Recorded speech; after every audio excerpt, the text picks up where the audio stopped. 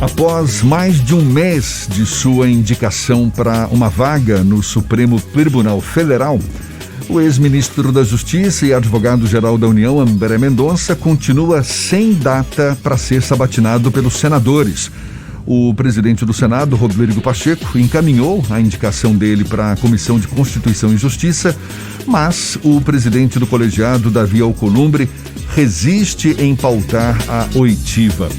E a depender da vontade dos parlamentares, esse processo deverá se arrastar por tempo indeterminado, já que não há previsão constitucional de prazo para apreciar o nome de um indicado à Suprema Corte. A gente fala mais sobre o assunto e conversa agora com o presidente da Comissão de Estudos Constitucionais da OAB Bahia, o advogado, escritor, professor e consultor jurídico Marcos Sampaio, nosso convidado aqui no Issa Bahia. Seja bem-vindo, muito obrigado por aceitar nosso convite. Bom dia, Marcos. Muito bom dia Jefferson, bom dia Fernando, uma enorme alegria poder falar com vocês sobre tema tão relevante para a República, uma indicação de ministro para a nossa Corte Suprema. Agora, para início de conversa, Marcos, como é que você avalia esse, digamos, travamento do processo de indicação de André Mendonça? Qual recado você acha que o Senado está dando ao governo?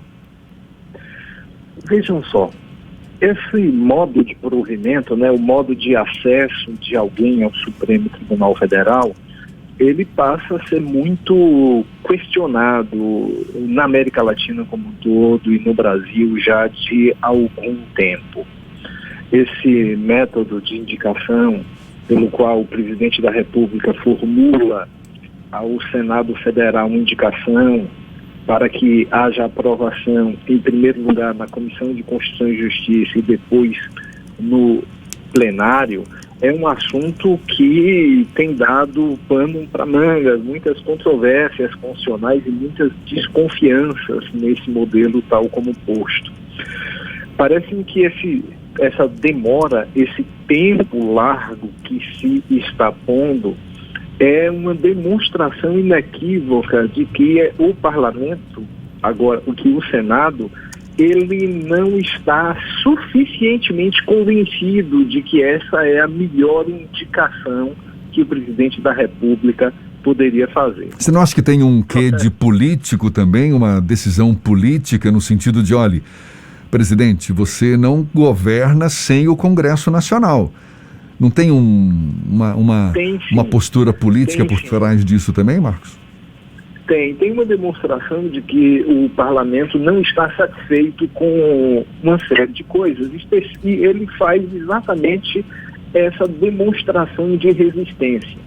Vejam, a nomeação de um ministro para o Supremo Tribunal Federal é talvez uma das ações mais relevantes que o presidente da República pode fazê-lo, porque o ministro ele pode passar na Suprema Corte 30 anos, quase 30 anos, como é o caso, se for aprovado, do doutor André Mendonça. Então o parlamento está dizendo, não estamos satisfeitos, há uma tensão, o governo vai precisar, no plano político, estabelecer uma negociação mais clara, uma indicação, tentar ler o que é que está acontecendo, e talvez nós tenhamos um segundo episódio na história da República Brasileira de não aprovação se ele vier a ser rejeitado. Isso só aconteceu uma vez até hoje no governo do Marechal Floriano, quando fora indicado um médico para a Suprema Corte e o Senado ficou também nesta demora, o doutor Barata, e o Senado disse, vamos apreciar, e foi resistindo até que o então presidente refez a indicação e retirou a indicação do doutor Barata. Agora, mais uma vez, a gente consegue perceber essa demonstração de insatisfação do parlamento, embora a presidência da Casa já tenha encaminhado para a CCJ, o senador Davi Alcolumbre, ele tem resistido a colocar em pauta a sabatina e, posteriormente, a verificação da aprovação ou não do nome do doutor André Mendonça. O encaminhamento de nomes para o STF, volta e meia, são objetos de preocupação ou de reclamação, principalmente daqueles que são opositores ao presidente que faz essa indicação. A gente tem um histórico já no Brasil desse tipo de questionamento. O próprio Alexandre de Moraes, que foi o último a ingressar na Suprema Corte, o Dias Toffoli, outros ministros que já tiveram uma ligação quase que umbilical com partidos políticos. Isso gera uma escalada de preocupação e de reclamação por parte do parlamento e da sociedade. É possível que haja algum tipo de modificação constitucional para mudar o processo de escolha dos ministros, já que existe um debate sobre, por exemplo, a limitação do tempo em que um ministro pode permanecer na Suprema Corte, professor? Fernando, você está corretíssimo na observação. A gente que acompanha a história do Supremo Tribunal Federal sabe que isso acontece há bastante tempo. Desde a Constituição de 1988 a gente consegue perceber esse desconforto com o modelo que está adotado no Brasil. Eu posso citar alguns exemplos um pouco mais longevos. A própria indicação do ministro Marco Aurélio de Mello, primo do então presidente Fernando Collor de Mello, gera essa insatisfação, gera todo esse questionamento. Depois a indicação do ministro Nelson Jobim, que também exerceu o cargo de ministro da Justiça e de senador. Mais posteriormente, a indicação do ministro Gilmar Mendes, então advogado-geral da União no governo Fernando Henrique, o ministro Dias Toffoli, o ministro Alexandre de Moraes. Essa observação que agora a gente consegue perceber na história do Supremo tem demonstrado que nós estamos diante de um modelo de provimento de cargos para o Supremo Tribunal Federal que precisa ser revisto. Em minha opinião, precisa ser revisto quanto ao método e ao modo de indicação, e precisa ser revisto quanto ao tempo em que um ministro exerce o mandato. Não é possível, olhando assim, verificar a história, um sujeito passar 30 anos, 35 anos num cargo de ministro do Supremo Tribunal Federal. Nós copiamos o modelo americano. O modelo americano, o presidente da República também indica ao Senado, o Senado aprova, e o sujeito lá tem vitaliciedade de verdade. Ele se aposenta compulsoriamente aos 75, lá não. Ele só sai quando ele quiser, quando ele não puder mais exercer a judicatura. E muito se questiona sobre essa influência que vai ser exercida, né? O Supremo não é local para ter representante do governo tal, representante do presidente tal, para ter as pessoas ligadas assim. O Supremo, pela relevância constitucional, pela importância dada pela Constituição de 1988, é um local para termos pessoas ponderadas, pessoas que conheçam com profundidade o processo político e estejam afastadas do processo partidário. O juiz constitucional, ele está dentro da verificação, porque ele é o balizador da política, mas ele não pode ter nenhuma interferência partidária, nenhum gosto partidário, portanto ele não pode ter esta vinculação. Talvez nós devêssemos evoluir para um modelo em que houvesse uma indicação de uma lista em que houvesse sim a participação do presidente da República, mas também da sociedade civil organizada, da ordem dos advogados, das associações de magistrados, em que a gente tivesse uma maior oxigenação disso e depois a verificação do parlamento, evidentemente para afastar isso. Agora, eu preciso fazer justiça. Na história constitucional ou na história do Supremo Tribunal Federal, embora os ministros inicialmente chegam com essa pecha, com essa desconfiança, mas no curso do exercício eles conseguem legitimar-se por aquilo que a gente chama de discurso constitucional, pela coerência das decisões, e são muito poucos os exemplos de decisões casuísticas. Vamos dizer assim, apesar da crítica e da desconfiança, na prática a gente tem um exercício de uma judicatura de alto valor constitucional e os ministros do Supremo, com raríssimas exceções, costumam sim honrar a toga. O grande problema é que, como a Suprema Corte julga matérias que são muito sensíveis no campo político, Todas as vezes que o Supremo julga a favor de um grupo político, este grupo político que teve a decisão favorável diz que a decisão foi técnica. E o grupo político que teve a decisão desfavorável, o que perdeu, diz que a decisão foi política. Mas isso é da história, isso faz parte do processo de verificação das cortes constitucionais no mundo inteiro. A gente está acostumado com alguns mecanismos de freios, de contrapesos e de respeitos que a ciência constitucional ajuda a apresentar. Só uma correção, eu disse que o último a entrar no STF foi Alexandre de Moraes, mas o último a entrar antes do presidente Jair Bolsonaro. Ele já indicou o ministro Cássio Nunes Marques, então o caçula, digamos assim, do STF é o Nunes Marques e não o Alexandre de Moraes, como eu falei.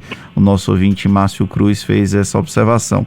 A gente também, professor, está com um debate sobre a possibilidade de impeachment de um ministro do STF. Ontem, o presidente do Senado, Rodrigo Pacheco, ele arquivou o processo impetrado contra o ministro Alexandre de Moraes, mas há uma promessa de apresentação de um processo similar contra o ministro Luiz Roberto Barroso.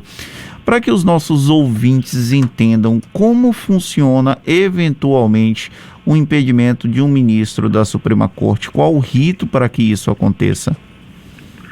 Olha, eu não vejo, do ponto de vista constitucional, motivos para que se tipifique o chamado crime de responsabilidade do ministro do Supremo Tribunal Federal. O ministro do Supremo Tribunal Federal, pela garantia da magistratura, pela importância da magistratura, ele só pode ser afastado se houvesse uma prova cabal de um crime de corrupção, de prevaricação, no exercício de uma atividade político-partidária acentuada. Fora disso daí, o inconformismo contra a decisão de um ministro do Supremo, ou entender que o ministro do Supremo decidiu de forma equivocada, ou que o ministro do Supremo está defendendo uma bandeira ou uma circunstância que não se deseja, que não se quer, não seja processo de impedimento nem processo de impeachment. Me parece que quem quer que seja tem todo o direito de fazer uma representação em favor do impeachment. Mas fez muito bem o presidente do Senado em determinar o arquivamento, e eu não estou vendo motivos constitucionais para a gente chegar a este grau de repulsa a esse ou aquele ministro. Existem, sim, alguns questionamentos técnicos que a gente precisa fazer. Isso tem sido feito, um questionamento sobre o chamado inquérito do fim do mundo, que está sobre a relatoria do ministro Alexandre de Moraes, sobre a condução, mas esse questionamento tem que ser feito na própria corte. A própria corte corrige, a própria corte vai podar, vai decotar, vai conseguir conter os excessos. Ele faz parte do processo de decisão, e na decisão ele vai ter que desagradar mesmo. Eu digo sempre, o juiz, quando ele decide, necessariamente ele desagrada metade. Ele desagrada ou o autor ou o réu. Isso é natural.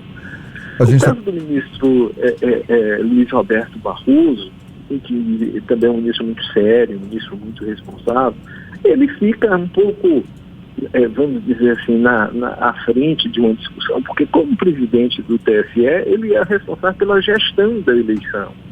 E se há um inconformismo quanto ao método, se tem que ter o voto assim ou desse jeito, impresso ou não impresso, não vou discutir isso daí, essa discussão deve ser feita no parlamento, e o parlamento é que vota e que decide se vai ser ou se não vai, é assim na República.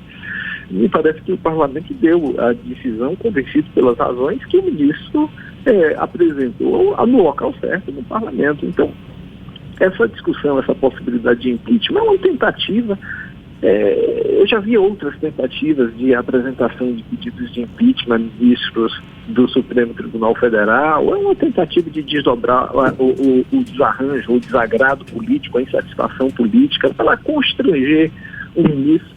Mas eles são muito preparados e eles sabem que isso não tem viabilidade técnica e não tem viabilidade jurídica, e por isso o parlamento, acredito eu, não simplesmente receberá o pedido e determinará o arquivamento. Para a gente encerrar, professor, e voltando ao caso André Mendonça, a gente está vendo aí o presidente Jair Bolsonaro tentando emplacar André Mendonça para o STF, não está conseguindo até agora. Há quem diga, inclusive, que o presidente já começa a cogitar outros nomes, como o do presidente do STJ, Humberto Martins. Agora, isso passa pela percepção de que a relação institucional é uma via de mão dupla e de que, aparentemente, Bolsonaro age como se fosse uma relação de mão única, em que só ele seria beneficiado. O senhor concorda com essa avaliação, a de que o presidente segue como um político do baixo clero, apesar de estar na presidência, mas não prezando pelo diálogo? Olha, a sua observação, Jefferson, é muito pertinente, pelo seguinte: quem ganha a eleição governa não para os que venceram, mas para todos, os que venceram e para os que perderam, para os que estão no poder e para os que não estão no poder. É assim na democracia. A democracia, ela não é a ditadura da maioria ou a ditadura do vencedor. Quem tem a caneta na mão tem que ter a habilidade de ouvir a oposição, de perceber o que é possível, o que não é possível de ser feito. Não é desta forma, simplesmente fazendo indicação. A indicação ela é precedida, ou tem que ser precedida de diálogo, de conversas, de sondagens. A gente que acompanha esse processo sabe que todas as vezes que alguém vai indicar um ministro para o Supremo Tribunal Federal, conversa com os parlamentares, conversa com os senadores, colhe opiniões dos próprios ministros do Supremo para formar um juízo antes de fazer a indicação. A indicação não pode ser um ato voluntário de dizer assim, ele acorda de manhã e diz, não, eu vou indicar Marcos Sampaio porque eu gosto de Marcos Sampaio, eu admiro a obra dele, porque ele é meu amigo, sem ouvir ninguém. A própria indicação do ministro Cássio Marques, início do governo, foi um pouco estranha no particular, porque muito pouco diálogo antecipado.